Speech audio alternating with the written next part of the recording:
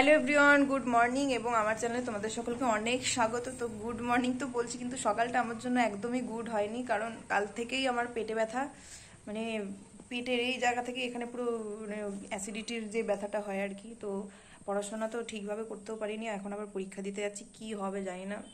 ওষুধ টষুধ সব খেয়েই নিয়েছি। তো আজকে পরীক্ষাটা সব থেকে টাফ হতে চলেছে। এমনিতেই পরীক্ষাটা সব থেকে কঠিন, তার মধ্যে প্রস্তুতি খুব ভালোভাবে নিতে পারিনি অন্যান্য পরীক্ষাগুলোর মতো। তো বাকিটা ঠাকুরের উপর, মানে যেই কটা পড়েছে ওই কটার মধ্যে যদি আসে তাহলে তো লিখে আসতে পারবো, 5 নম্বরটা উঠবে, আর না হলে যে কি হবে আমি জানি না। তো চলো, কতটুকু ভিডিও করতে পারবো সেটাও বলতে পারছি না, হয়তো যেতে যেতে ভিডিও নাও করতে পারি, একেবারে পরীক্ষা শেষেও হয়তো দেখা করতে পারি। তো চলো ভিডিওটা কন্টিনিউ দেখতে থাকো, সমস্ত ডিটেলই তোমাদের সাথে শেয়ার করবো। তোমাদের আশীর্বাদে পরীক্ষা মোটামুটি ভালো হয়েছে, সমস্ত অ্যান্সার করতে পেরেছি। ভীষণ খিদে পেয়েছে, তাই বাইরে এসে এখন ঘুগনি খাচ্ছি, ঘুগনি খেয়ে বাড়ির উদ্দেশ্যে রওনা দেবো। Good morning everyone. কালকে ব্লগটা কন্টিনিউ করতে পারিনি, কারণ বাড়িতে এসে ভীষণ বাজে অবস্থা হয়ে গেছিল, ওই শরীর খারাপ নিয়ে আবার পড়তে বসতে হয়েছিল। তো আজকে হলো আমাদের 4th পেপার, বাইরে যা বৃষ্টি হচ্ছে, আবার আজকে রেনকোট পরে বেরোতে হবে, আর রাস্তাঘাটে তো আবার ভিডিও করতে পারবো না, ওখানে পৌঁছেও করতে পারবো না। তো একেবারে পরীক্ষা দিয়ে তবে তোমাদের সাথে দেখা হচ্ছে। আজকের পরীক্ষাটা সব থেকে কঠিন হয়েছে, ওর জন্য মানে পরীক্ষা দিয়ে আসার সময় আর ভিডিও করা হয়নি, কারণ পরপর দুদিন পরীক্ষা দিয়ে এতটা মানে খারাপ অবস্থা আমার শরীরের। কালকে থেকে মাথা ব্যথা ছিল, আজকে সকালবেলা ঘুম থেকে উঠে ঘাড় ব্যথা শুরু হয়ে গেছে। তোমাদের তো বলেইছিলাম যে আমি ওষুধ টষুধ খেয়ে পরীক্ষা দিতে গেছি। তো তোমাদেরকে আরো একবার জানাই শুভ জন্মাষ্টমী। আজকে কৃষ্ণ ঠাকুরের জন্মদিন। আমরা রাত্রেবেলা যাবো আমাদের একটা মাসির বাড়িতে, ওখানে অভিষেক হবে। তো আমাদের বাড়িতে কি কি আয়োজন হয়েছে আমি তো ঠাকুরকে আর দেখাতে পারলাম না, তো তোমাদেরকে প্রসাদটা দেখাচ্ছি, চলো।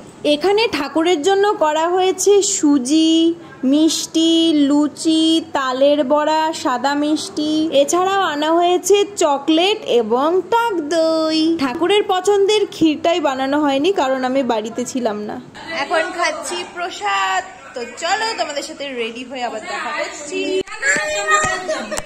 ঠিক আছে, ছাড় ছাড় ছাড়, তুই এটা ভাগ করে, এটা ভাগ করে পিপিকে একটু দে, তুই একটু।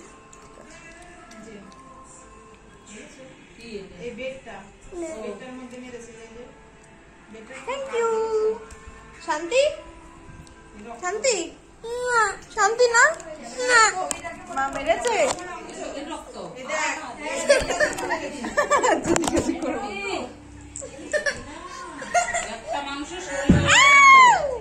আমরা এখন রেডি হয়ে গেছি অনুষ্ঠান বাড়ি যাওয়ার জন্য, আর ঠাকুরকে মানে গোপালকে দেওয়া এই ক্যাডবেরি সবাই মিলে ভাগ করে খেলাম। এখন কিটক্যাটটা ভাগ করে দুই ভাইকে দিচ্ছি।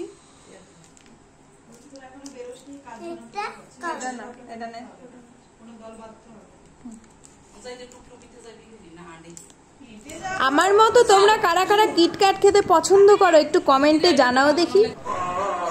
তোমাকে হাতের তালি রে, এই দুজনে।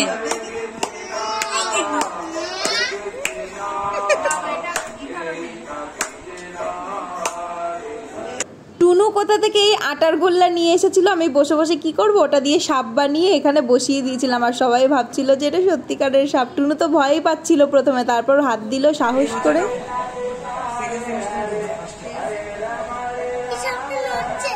দেখ মাথা নাড়ছে, কামড়ে দেবে। চলো মন্দিরে গিয়ে এবার কীর্তনের অভিষেক করা যায়।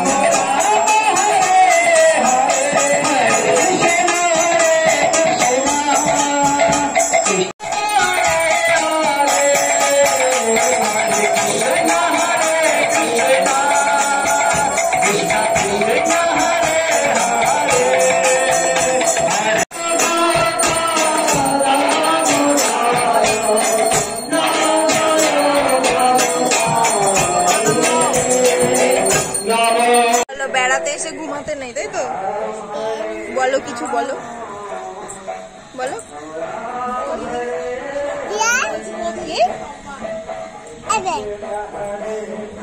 বলো, এখানে কিছু বলো, তুমি কি বলতে চাও?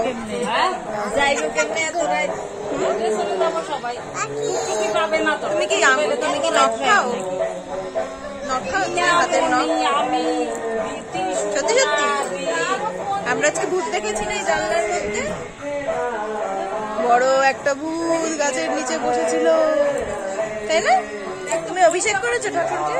অভিষেক করার পর সবাই চরণামৃত নিলাম, তারপর সবাই লুচি ঘুগনি তরকারি খেতে গেছিলো। আমার কিছুই খেতে ইচ্ছে করছিল না, সেজন্য আমি এই গুড়ের শরবতটা খেয়ে নিলাম, আর কিছুই খাইনি রাত্রেবেলা। আর আমি যে অভিষেকটা করেছিলাম ওটা তোমরা লাইভে দেখতে পাবে, আমার চ্যানেলেই দেখে নাও, লাইভটা ছাড়া হয়ে গেছে, ওটা দেখে নাও। চলো এবার বাড়ি যাওয়া যাক।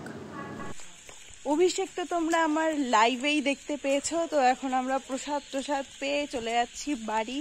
এখন বাজে রাত পুরোপুরি 1টা। এখন দেখো আমরা ফতেপুর পঞ্চায়েত ক্রস করছি, আর সামনে কুকুর ডাকছে, ভীষণ ভয় লাগছে, ভুতুরে ভুতুরে একটা ব্যাপার। স্কুলটাও দেখো কেমন ডিম ধরা হয়ে আছে। তো বাড়ি গিয়ে তোমাদের সাথে দেখা করছি।